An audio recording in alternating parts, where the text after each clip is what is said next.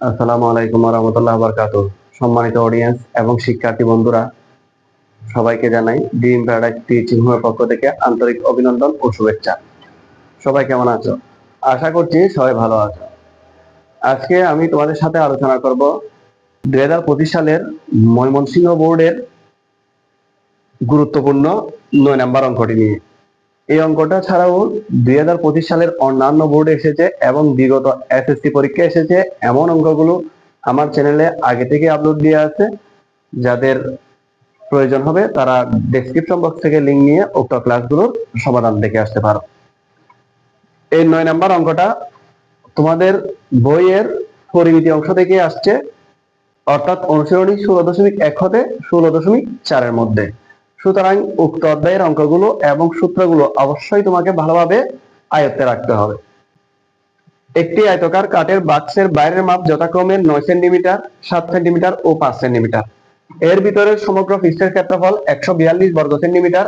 আবার একটি বেলনের আয়তন বাক্সের বাইরের আয়তনের সমান। ক নাম্বার, ত্রিভুজের দুই বাহুর দৈর্ঘ্য 5 সেন্টিমিটার ও 6 সেন্টিমিটার এবং অন্তর্ভুক্ত কোণ 45 ডিগ্রি হলে ত্রিভুজটির ক্ষেত্রফল নির্ণয় করো। তাহলে দুইটা বাহুর দৈর্ঘ্য দেওয়া আছে, একটা 5 সেন্টিমিটার আর একটা 6 সেন্টিমিটার এবং সাথে অন্তর্ভুক্ত কোণও দেওয়া আছে।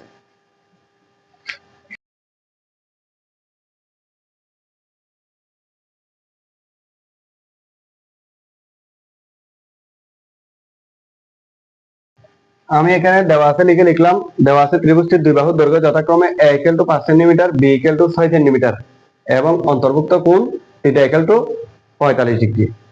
আমরা জানি ত্রিভুজটির ক্ষেত্রফল হাফ ab sin θ বর্গ একক।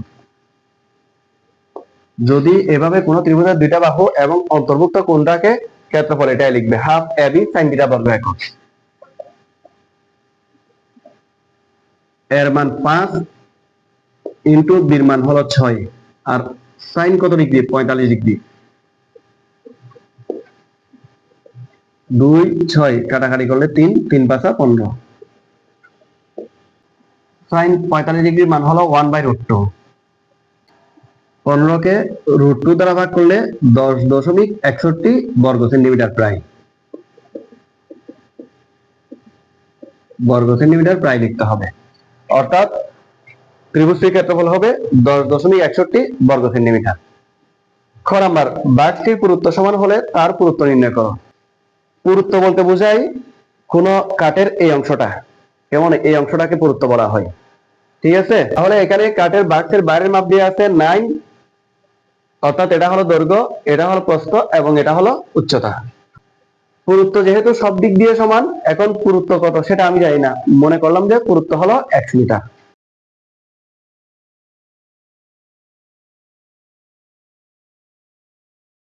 দেওয়া আছে কাঠের বাক্সের বাইরের দৈর্ঘ্য 9 সেন্টিমিটার, প্রস্থ 7 সেন্টিমিটার এবং উচ্চতা হলো 5 সেন্টিমিটার।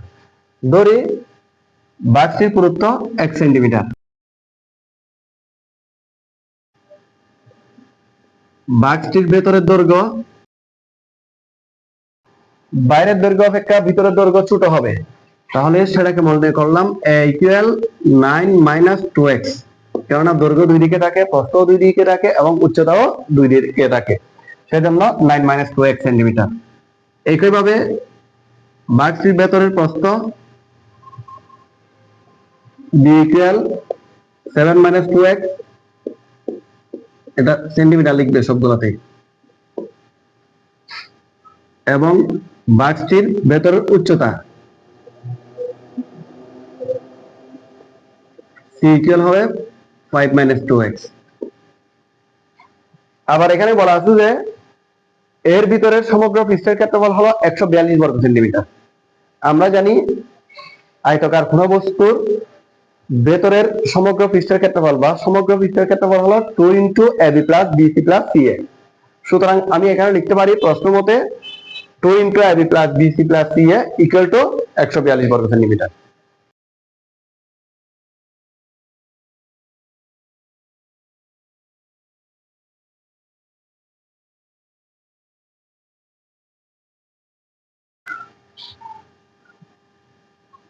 বা 2 * এর মান 9 - 2x বির মান হলো 7 মাইনাস 2x প্লাস, এবারে বি সি সি এর মান বসাতে হবে।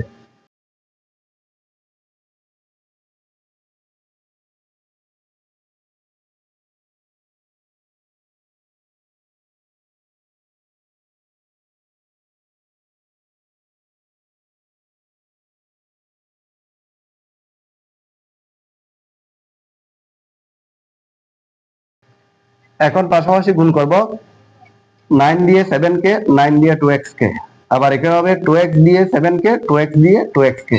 এভাবে এই পদটাও গুণ করতে হবে, এই পদটাও গুণ করতে হবে। আবার এদিকে যে দুই গুণ অবস্থায় আছে বিয়োগের পাশে নিলে ভাগ হবে।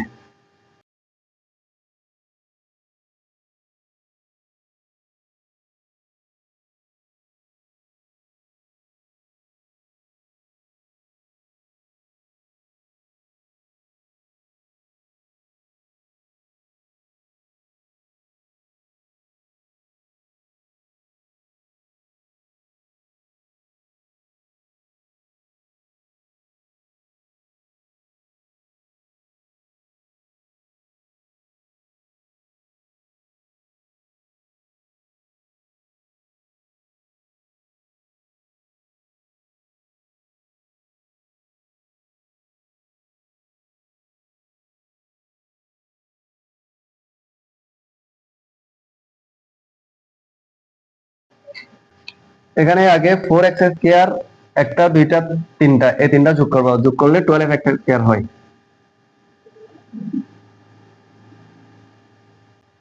-18 -14, -14 -10 -10 -18, অর্থাৎ সবগুলো আগে সেম মাইনাস আছে, তাও সবগুলো যোগ হবে, কিন্তু আগে সাইন বসবে মাইনাস। 84x প্লাস 63, এদিকে আছে 35 আর এদিকে আছে 45, যোগ করলে হয় 133। 2 দিয়ে 142 কে ভাগ করলে 71 হয়, সেটা বিপরীত পাশে আনলে মাইনাস, -71 ইকুয়াল 0।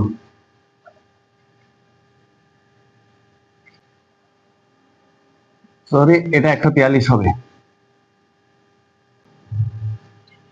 সবার কাছ থেকে 4 কমন নিব, 3x স্কয়ার মাইনাস 21x, 143 থেকে 71 গেলে হয় 72, আর 72 কে 4 দ্বারা ভাগ করলে হয় 18, প্লাস 18 ইকুয়াল 0। চারিদিকে কোন অবস্থায় আছে, বিয়োগ পাশে গেলে ভাগ, অর্থাৎ 0 কে 4 দ্বারা ভাগ করলে 0, 4 এটা না বসালেও হচ্ছে। এটা মিডল টার্ম ফ্যাক্টর করব।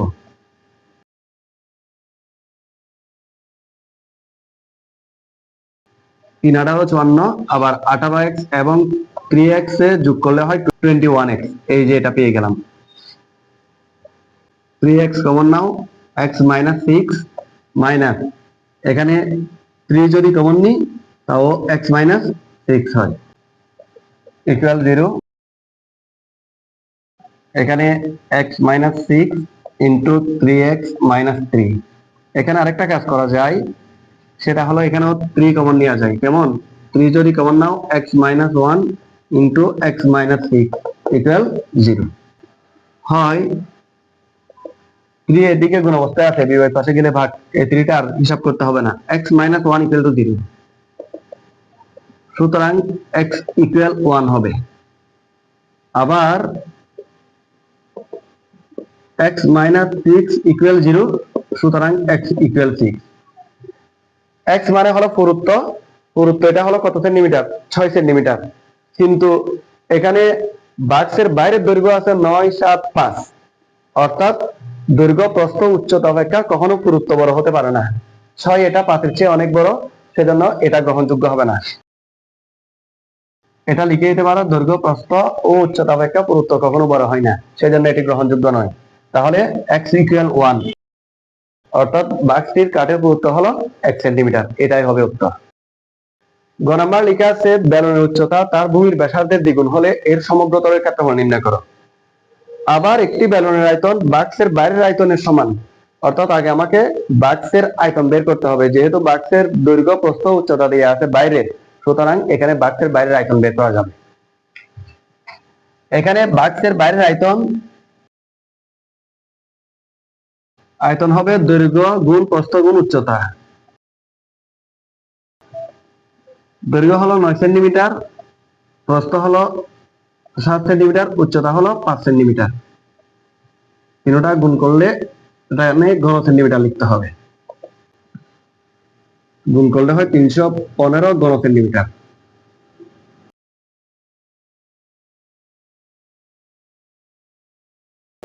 এটা হলো বাক্সের বাইরের আয়তন।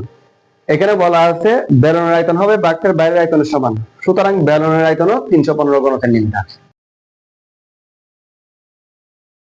এখন দেখো আবার বলা আছে বেলনের উচ্চতা তার ভূমির ব্যাসার্ধের দ্বিগুণ হলে। এখানে ব্যাসার্ধ দিয়া নাই, আবার বেলনের উচ্চতা দিয়া নাই। ধরি ভূমির ব্যাসার্ধ আর মিটার, বেলনের ভূমির ব্যাসার্ধ আর কি, এবং উচ্চতা হবে তার ভূমির ব্যাসার্ধের দ্বিগুণ। ব্যাসার্ধ যদি আর হয়, উচ্চতা হবে দ্বিগুণ, মানে 2r। উচ্চতাকে h ধরা হয়, h ইকুয়াল 2r মিটার বা 2r সেন্টিমিটারও হতে পারে। এটা সেন্টিমিটার হবে, এটাও সেন্টিমিটার লিখবা। এগুলো সব সেন্টিমিটার এককে দিয়ে আছে। এখন প্রশ্ন হলো এর সমগ্র তলের ক্ষেত্রফল নির্ণয় করো। সমগ্র তলের ক্ষেত্রফল নির্ণয় করার আগে এখানে দেখো বেলনের আয়তন আছে, তাহলে বেলনের আয়তনের সূত্র কি? পাই আর স্কয়ার h হয় বেলনের আয়তনের সূত্র। প্রশ্ন মতে পাই আর স্কয়ার h ইকুয়াল টু 315।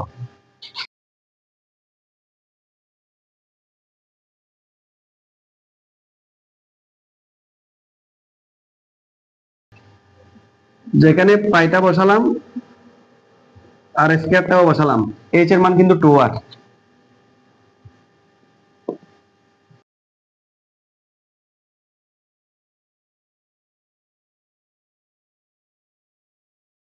ভাই আর স্কয়ার আর গুণ করলে আর কিউব,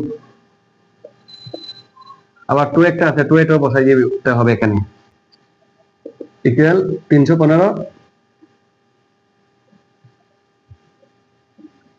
আর কিউব কে রাখি, 2 পাই কে নিয়ে যাব,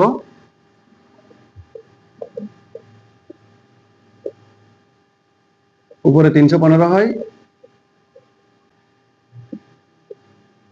আর কিউব ইকুয়াল 315 কে 2 পাই দ্বারা ভাগ করলে 50.137 হয়।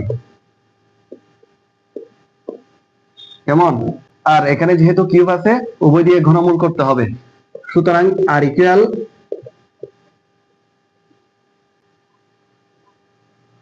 50.137 এটাকে ঘনমূল বলে আর কি। তাহলে এটা ক্যালকুলেশন করলে হয় 3.6873। কেমন? অর্থাৎ 3.6873 সেন্টিমিটার। এটা কার মান? আর এর মান। এখন বলা আছে বেলনের উচ্চতা তার ভূমির ব্যাসার্ধের দ্বিগুণ হলে এর সমগ্র তলের ক্ষেত্রফল নির্ণয় করো। আর বেলনের সমগ্র তলের ক্ষেত্রফলের সূত্র হলো 2 পাই আর ইনটু আর প্লাস।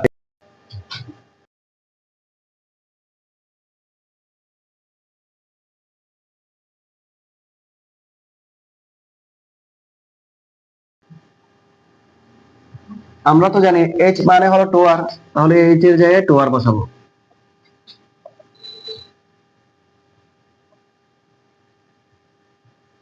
আর এবং 2r যোগ করলে 3r, 3 দুগুণে 6, 6 পাই আর আর গুণ করলে আর স্কয়ার।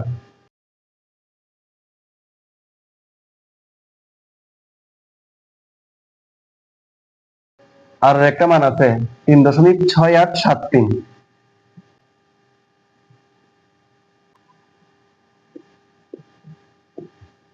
হোল স্কয়ার হবে। এখন 3.6873 হোল স্কয়ার মান বের করতে হবে, তার সাথে 6 এবং 3.1416 এর গুণফল বের করতে হবে।